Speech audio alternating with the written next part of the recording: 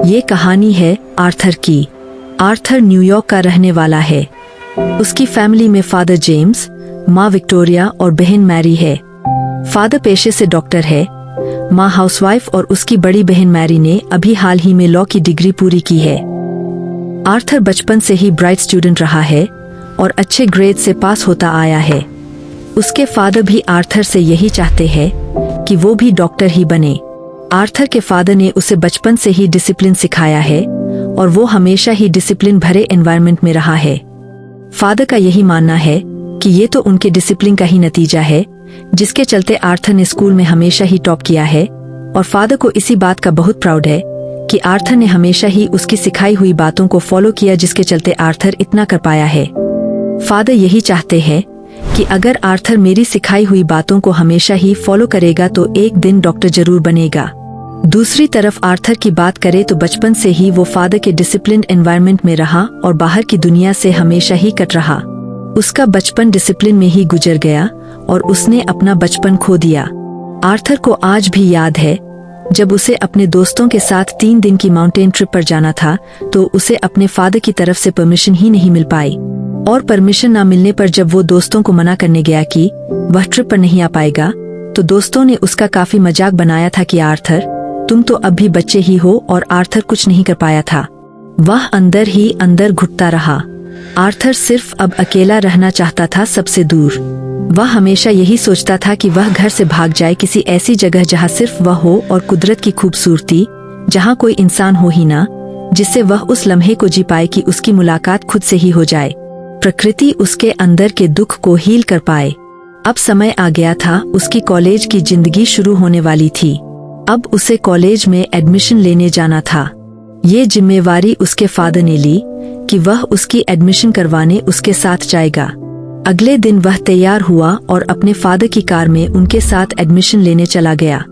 अभी कॉलेज पहुंचने में समय था और उसके फादर पूरे रास्ते आर्थर को यही बता रहे थे कि उसे क्या करना चाहिए, किन बातों को अवॉइड करना चाहिए।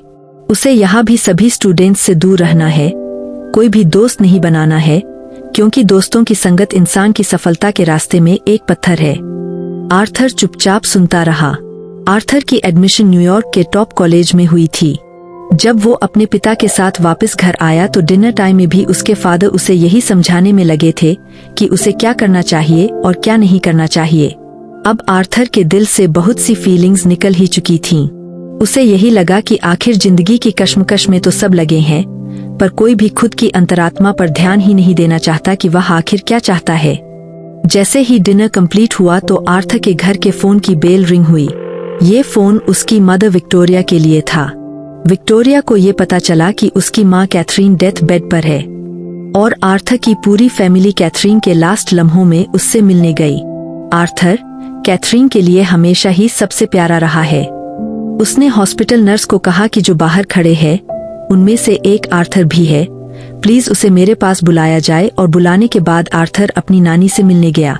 नानी ने उसे गले से लगाया, उसे खूब प्यार दिया और कहा, आर्थर मेरा अंतिम समय आ गया है, अब मुझे जाना पड़ेगा। मेरे बच्चे तुम खूब तरक्की करना, वही करना जो तुम्हारा दिल चाहता है, हमेशा खुश रहना। ऐसा बोलने के बाद ही कैथरीन ने आर्थर के सामने ही खुशी खुशी अपनी आंखें बंद कर लीं। वो नहीं रहीं। कैथरीन के जाने के बाद आर्थर काफी सैड था। आज आर्थर ने खाना भी नहीं खाया। उसके दिमाग में कैथरीन की यही आवाज गूंजती रही कि अपने दिल की सुनना। इस घटना ने उसे अंदर तक झकझोर कर रख दिया था। उसने अब अपना मन बना लिया था कि अब से वो अपने दिल की ही सुनेगा और इस जेल से बाहर निकलेगा। उसने प्लान बना लिया कि अब वो घर से भाग जाएगा और अपने दिल की आवाज को सुनेगा। वही आवाज जो उसे हमेशा से ही सुनाई देती है कि वह ऐसी जगह जाएगा जहां प्रकृति की सुंदरता में वे खुद की आत्मा से मिल पाएगा। और उस रात आर्थर अपने घर से भाग जाता है। आर्थर अपने साथ 2 हफ्ते का खाना, कुछ कपड़े और कुछ औजार लेकर गया था और चल दिया था ये मन बनाकर कि वो अलास्का के जंगलों की तरफ जाएगा। आर्थर न्यूयॉर्क से भागकर पहले पेंसिल्वेनिया पहुंचा। वहां एक हाईवे पर उसकी मुलाकात एक मैक्स नाम के ट्रक ड्राइवर से हुई जो सामान लेकर सियाटल जा रहा था। उसने ड्राइवर से झूठ बोला कि उसके माता पिता वैंकूवर में है। ड्राइवर ने उसे ट्रक के केबिन में छुपाकर बॉर्डर पार करवाने में मदद की। कनाडा में दाखिल होते ही मौसम और माहौल पूरी तरह बदल गया। न्यूयॉर्क की भीड़ भाड़ वाली गलियों की जगह अब मीलों तक फैले देवदार के जंगल और बर्फीली चोटियां थीं। वह ब्रिटिश कोलंबिया के डॉसन क्रीक पहुंचा। कनाडा पार करने के लिए उसने एक पुरानी डिलीवरी वैन के मालिक से लिफ्ट ली। अगले 3 दिन उसने यूकोन प्रांत के सुनसान रास्तों पर बिताए। आखिरकार वह व्हाइट हॉर्स नाम के शहर से होता हुआ बीवर क्रीक पहुंचा, जो कनाडा और अमेरिका की सीमा है। यहाँ सुरक्षा सख्त थी, इसलिए वह रात के अंधेरे में सड़क छोड़कर घने जंगलों के रास्ते से पैदल सीमा पार करने की कोशिश करता है। कड़ाके की ठंड और घुटनों तक बर्फ में चलते हुए वह सुबह का सूरज तब देखता है जब सामने एक बोर्ड लगा होता है, वेलकम टू अलास्का। दूसरी तरफ उसकी फैमिली उसे ढूंढ रही है। उन्होंने पुलिस कंप्लेंट की है। उसे उन्होंने सब जगह ढूंढा पर आर्थर मिला ही नहीं। अलास्का के जंगलों को देख उसकी आंखों से आंसू निकल आते हैं और वो चल देता है अपनी जर्नी की तरफ, जहां से आर्थर फिर कभी भी वापस नहीं आया। कहानी जाती है लगभग 20 साल आगे, जब कुछ सेनानी अलास्का के जंगलों में घूमने जाते हैं। लगभग 4 रातें बिताने के बाद वो ऐसी जगह पहुंचते हैं जहां उन्हें एक बैग, कुछ औजार, कॉलेज आइडेंटिटी कार्ड और एक डायरी मिलती है। आइडेंटिटी कार्ड पर लिखा था आर्थर, और डायरी में सिर्फ एक लाइन ही लिखी थी, वही लाइन जो आर्थर की नानी ने उसे बताया था। आर्थर ने लिखा, दुनिया के लिए मेरा यही पैगाम है, हमेशा अपने दिल की सुनो।